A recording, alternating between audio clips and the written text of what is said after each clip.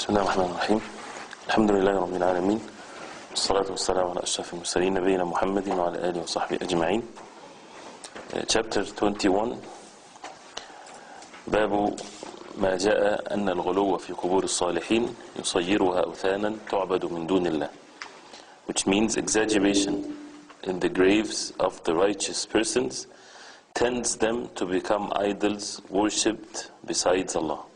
This is the title. Al-Ghulu, exaggeration, extremism with regarding to the graves of the righteous people tends them to become idols worshipped besides Allah subhanahu wa ta'ala. And this is after chapter 20, which when the matter was made clear, the condemnation of the one who worships Allah at the grave of a righteous man, and how then does this amount to worship of the man? The people that would worship Allah subhanahu wa ta'ala, not worshipping the dead people, but worshipping Allah subhanahu wa ta'ala. But by the graves of the righteous people, this is something that is condemned, something that is not permissible. So then the next chapter is in sequence, that those who are in extremism, exaggeration, with regarding to the graves of the righteous people, it tends to make these righteous people, after generations, they would be idols worshipped besides Allah subhanahu wa ta'ala. And then he says, روى مالك في الموطأ أن رسول الله صلى الله عليه وسلم قال اللهم لا تجعل قبري وثنا يعبد اشتد غضب الله على قوم اتخذوا قبور أنبيائهم مساجد. Which means, O Allah, never turn my grave into an idol to be worshipped. Allah's wrath intensifies on the people who turn their prophets' graves into masajid, into places of worship. So this is a clear hadith from the Prophet ﷺ, that he had the fear that his ummah would fall into what the nations before fell in, and that is to worship their prophets besides Allah subhanahu wa ta'ala. And worshipping the prophets meaning that they would make an ibadah, even one ibadah, one act of worship to the Prophet and not to Allah subhanahu wa ta'ala, like the dua, like the slaughtering, like the vow, like whatever ibadah that would be. So how did that happen? Is the exaggeration, is the extremism that leads them to such a disaster, which is the shirk, worshipping other besides Allah subhanahu wa ta'ala. And this is basically the sunnah of Allah on earth, that people, most of the human beings, they are forgetful about the end results of their actions, right? So they might do something, they don't see where this is leading them to. So that's why it's enough for them to be submissive to the orders of Allah and the Messenger sallallahu alaihi wasallam. They don't need to look ahead. Allah subhanahu wa ta'ala ordered them to do something, forbade them from do something, then this is enough for them, even if they would say, well, our case is different, and no, this is not permissible. Like many people would say, statues were forbidden at a time when people were closer to matters of kufr. Now it's different, right? There's no difference. If it's haram, then it's haram. So here the hadith of the Prophet ﷺ states clearly this fact and saying, اشتد غضب الله, that Allah's wrath intensifies on people that they made the graves of their prophets masajid, places of worship, places where they pray in, places of worship that has been built, as I mentioned in the previous hadith. What we benefit from this hadith? We benefit that al-ghulu meaning exaggeration or extremism with regarding to the prophets' graves would make it idols, worship besides Allah subhanahu wa ta'ala, as the Prophet ﷺ made dua to Allah subhanahu wa ta'ala not to make his grave as a wathan meaning an idol, to be worshipped besides Allah subhanahu wa ta'ala. Also, that from the exaggeration that the Prophet ﷺ forbade here clearly in the hadith, that when people would take the graves as a place of worship, and this is something that is widespread in the Muslim Ummah, they did not listen to the order of the Prophet ﷺ. They did the total opposite of it. And this is where the extremism, where the Prophet ﷺ forbade us from this, and that leads to shirk.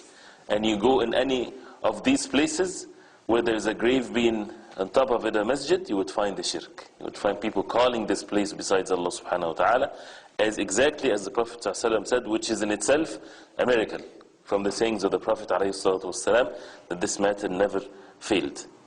Also, as the Shaykh mentions in the benefits, اشتد غضب الله, the wrath of Allah, the anger of Allah subhanahu wa ta'ala. So believing in this attribute of Allah subhanahu wa ta'ala in a way that fits the power and the majesty of Allah subhanahu wa ta'ala, that Allah subhanahu wa ta'ala is angry with those who do such a thing. يقول ولابن جرير بسنده عن سفيان عن منصور عن مجاهد أفرأيتم اللات والعزى قال كان يلت لهم السويق فمات فعكفوا على قبره. عليكم السلام ورحمة الله. يقول وكذا قال أبو الجوزاء عن ابن عباس كان يلت السويق للحاج. So he mentioned here another narration from Ibn Jarir Imam al-Tabari, the one with the tafsir, and he mentioned the chain of narration that Mujahid, he said, with regarding to the tafsir of the verse, أَفَرَأَيْتُمُ اللَّاتَ وَالْعُزَّى, which means have you then considered Al-Lat and Al-Uzza. He said, كَانَ يَلُتُّ لَهُمُ السُّوَيْقِ. The Lat, what is the Lat and what is the Uzza? That is mentioned in the verse. The Lat, these were idols for the people of Quraysh. They used to worship it besides Allah subhanahu wa ta'ala. He says the Lat used to serve the pilgrims by preparing a suwaiq, fine flour of barley or wheat mixed with water and ghee for them. After his death, the people began to stay and confine at his grave for the purpose of reward. They just stayed by his grave, and then after that it became a place of worship besides Allah subhanahu wa ta'ala. They did not worship it immediately besides Allah subhanahu wa ta'ala, but that led them to such a thing. He says the same was reported by Abu al-Jawza from Ibn Abbas radiallahu anhuma. Ibn Abbas radiallahu anhuma, he reported لعن رسول الله صلى الله عليه وسلم زائرات القبور والمتخذين عليها المساجد والسرج, which means Allah's Messenger صلى الله عليه وسلم cursed the women who visit the graves. He صلى الله عليه وسلم also cursed those who set up mosques, masajid, and lights over graves, those who have lights and candles or whatever there is over the graves. This hadith has been confirmed by Abu Dawood, Tirmidhi, Ibn Majah, and An-Nasa'i.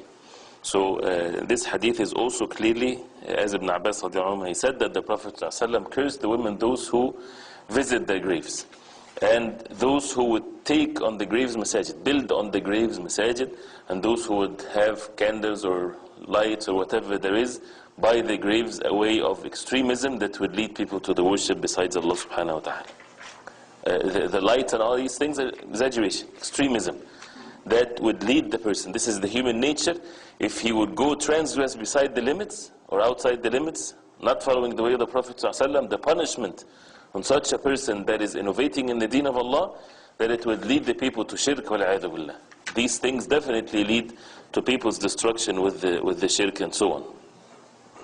So the curse means that they are kicked out of the mercy of Allah as a result of this major sin that leads people to the worst sin, and that is to associate partners with Allah. We learn from this that it's not permissible to exaggerate when it comes to the graves, that we don't take it as places of worship, because the places of worship should be free from graves and so on. Graves are not places of worship. Also, it shows that it's not permissible to light the graveyard, right? Because this can lead to make it a place of worship. You keep it dark, you keep it look like it's not a very pleasant place, right? You don't want people to feel comfortable there, so that they can start worshipping the graves besides Allah subhanahu wa ta'ala. It's something that should remind people of the hereafter. And we said before that, why do we visit the graves? Because the Prophet ﷺ ordered us for two reasons. One reason is that it reminds us of the hereafter, so it's for our own benefit. The second reason why we would visit the graves, to make dua to Allah subhanahu wa ta'ala for the benefit of the people, those who are dead. Not that we seek blessings from them. No, we make dua to Allah subhanahu wa ta'ala that He forgives them, and so on and so forth. So these are the two reasons why a person would visit a grave. Other than that, it's not permissible to take it as a place of worship, or to think that the worship there is more rewardable than other places, and all of these types of things. Also, the extremism in regarding to the graves, if there is no shirk being involved, still it's something that is haram, it's a major sin. Even if the person did not do any acts of shirk, it is haram. Why? Because the Prophet ﷺ forbade us of such a thing. Why it is not permissible for us to pray there? Because of the fear that shirk will be committed. Not because that it's impure as some people thought, and they twist the meanings here. Although in many ahadith it would mention the maqbara with the places of like the hammam, the toilets and things like this. But the main thing is because out of the fear of shirk, because the Prophet ﷺ mentioned here in the hadith clearly that he made it the forbidding building masajid on it and to make it light, and he cursed both ways and both people, those who would do such a thing. And when you make the graves light, right, it has nothing to do with najas, has nothing to do with impurity. So as a result of that, it is forbidden to pray in the graveyard because of the fear of the shirk, which is definitely the worst sin that can ever be committed. So this is chapter 21. Briefly, and the matter is very clear. Again, we need to repeat this over and over again. We only heard hadith, verse, hadith, right? You heard the name of Ibn Abbas, radiallahu anhuma, and so on. This is how we take our deen, and this is how the matter should be very clear. Not that things that get discovered hundreds of years after the Prophet ﷺ, like the Christians did with Isa ﷺ and the Jews did with Musa ﷺ. No, we go back to the source. We go back to the life of the Prophet ﷺ, the Sahaba radiallahu anhum, the early generations of Islam. This is the deen, not the deen that get invented. Whereas at the time of the Prophet ﷺ and the Sahaba radiallahu anhum, there were masajid with graves and people build the masajid on top of the graves and all of these things. It was never the practice of the Prophet ﷺ or the Sahaba. This came later when the Fatimis and the like of them, they start spreading